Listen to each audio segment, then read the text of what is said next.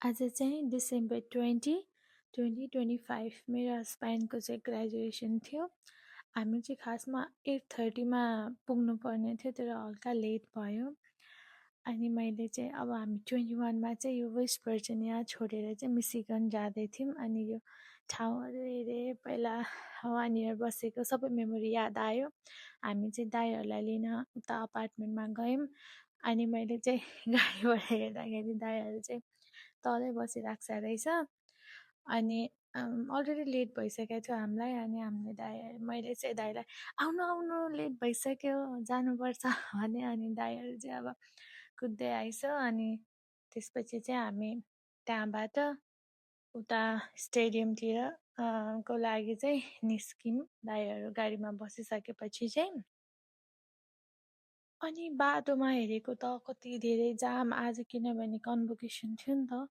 अनि त्यसको कारणले धेरै जाम। हामी त ला अब के गर्ने, कन्भोकेसन छुट्ने हो भन्यो होइन। त्यसपछि फाइनली 9 बजे चाहिँ सम्ममा त्यहाँ पुग्नु पर्ने थियो। ठ्याक्कै अब स्टेडियम देखिरहेछ यहाँबाट। हामी ठ्याक्कै त्यहाँ पुग्यौँ 9 बजे, थ्याङ्क गड होइन। अनि गाडीमै सबजना लाउने लाउने झरेर त लाउन भ्याइँदैन, हाम्रो नाम सुन्न पाइन्न भनेर चाहिँ त्यो कन्भोकेसनको ड्रेसहरू लगाउन लाग्छ दाइहरूले चाहिँ। अनि मैले चाहिँ मेरो खुट्टामा हल्का उठ्यो। अनि म त के भन्नु, हजुरहरू चाहिँ जानु दौडेर भन्यो। दाइहरू दौडेर गएछु। त्यसपछि नाम छुट्छ भनेर फाइनली म चाहिँ यहाँ स्टेडियमभित्र आएँ। अनि आएर हेरेँ यहाँको जे होस् कहाँबाट फोटो खिच्दाखेरि चाहिँ राम्रो आउँछ भनेर म चाहिँ खोजी खोजी तल बसेँ। अनि मेरो हस्बेन्डको ठ्याक्क आउने बेला भएपछि चाहिँ मैले टक्क भिडियो बनाएँ। तर मैले हस्बेन्डलाई हेरेँ, तर मेरो हस्बेन्डले चाहिँ मलाई देख्नु भएन।